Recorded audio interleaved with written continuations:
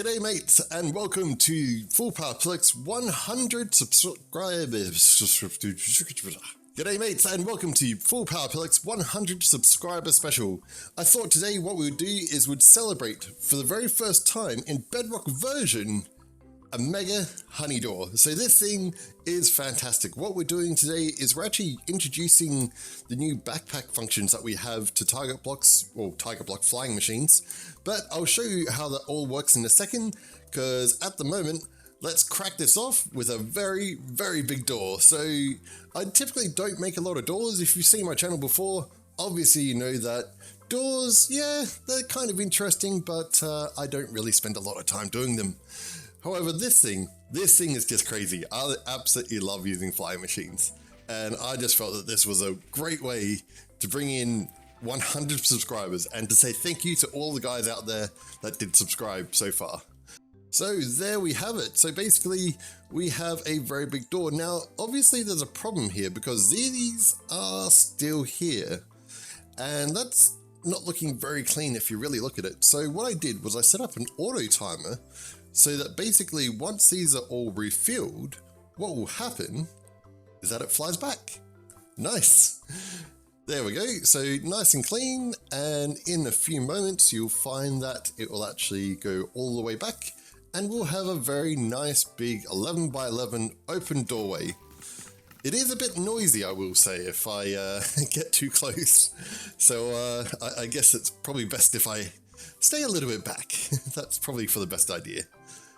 Okay, and there we go. So the whole thing's basically ready to close whenever we're ready. And yeah, it's actually not too complicated. It's pretty easy in Bedrock version. There's not really too much that you really need to understand to really be able to do it. So what we've got, if we break it down, is down here we have a basic sort of T flip-flop. Now, I've also added this extra slime block line, I guess you'd call it, so that basically if I do press the button, while the door, or while one of the flying machines is still in place, it will actually activate that one first so that the door doesn't crash into itself. That's probably a really good idea. And aside from that, we've got our basic water clock. So this is basically timing the whole system for the return flying machines. That's not too complicated at all. It's pretty basic sort of stuff.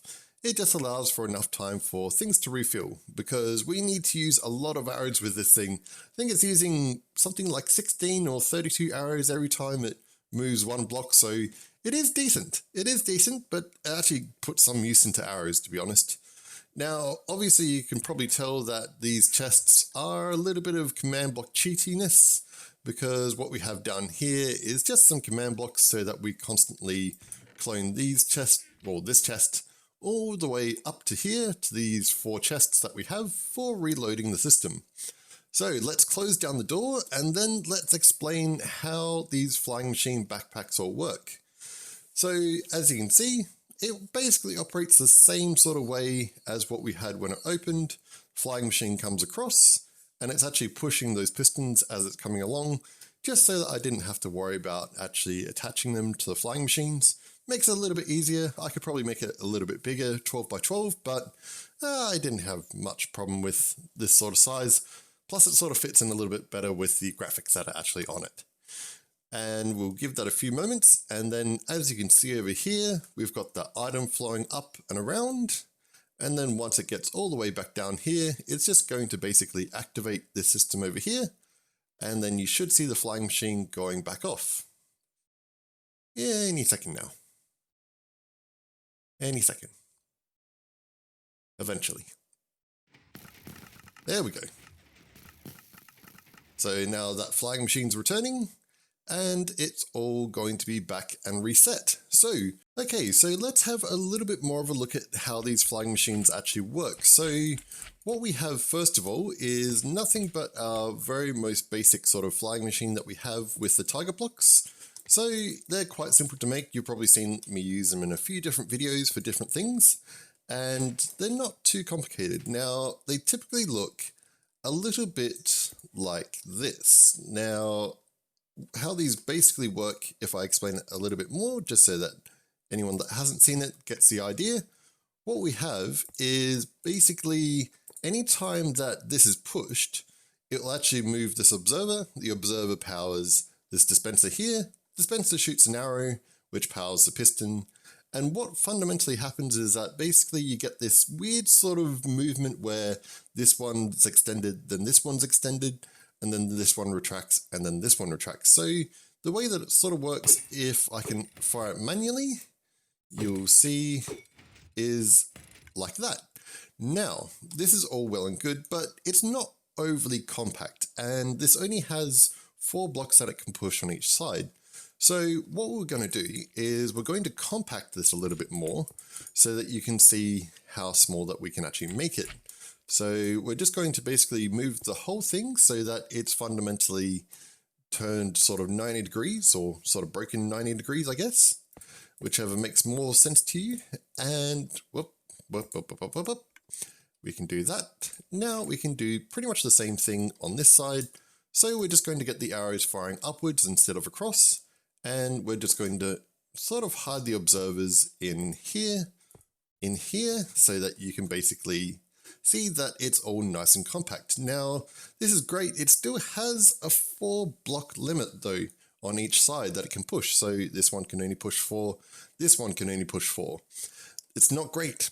What we can do instead though, is we can actually directly build on top of these. So if I do something like this, what will actually happen if I put some pistons on like that, you'll see that if I activate the target block, it actually pushes this one as well. So how this is actually working is that there's kind of like a vertical pass-through power that these target blocks can do. It's not uncommon to actually see it in Bedrock version. If you do something like if you had 2 pistons like this, one on top of each other, and you actually powered the actual bottom piston, you'd tend to find that the top one's powered as well. So nice, good, clean Bedrock mechanics. And you'll find that what we can also do is we can actually use this to be able to push more blocks, because the top one can now push 6, the bottom one can push 4, which means that we can basically have 10 blocks on each side that we can push, as long as you're making sure that the top one's only pushing 6 and the bottom one's only pushing 4, if that makes sense. I hope that makes sense. Please let me know if that doesn't make sense at all. Okay, so from here, all that we have to do is basically rinse and repeat. So if we have a look, you can see that this is that basic sort of flying machine that we built just 2 seconds ago. And above it, what we're doing is we've replaced that slime block that was behind it and just put another dispenser there, which is powering this one, which is powering this one, which is powering this one, so on and so forth. So pretty sort of simple stuff, pretty easy. All I've done to really change things up is I've actually added an extra block here with an extra observer so that we can have the wall nice and clean as one big piece. So pretty cool stuff. Not really anything else too complicated. We had that T flip-flop, we had the timing system, we've got a whole bunch of hoppers, which are just basically reloading arrows each time. That's about it. All that you can see here is just basically simple sort of slime block and honey lines that are just basically controlling everything from one place to another. And that's it. Nice, simple sort of stuff and easy enough to sort of make. So let's fire this off one last time. And before I go, thank you guys so much for everyone that's subscribed. I hope that I can earn more subscribers in the future, but for the first 100 people that subscribed, thank you so much. And I'll catch you guys in the next one.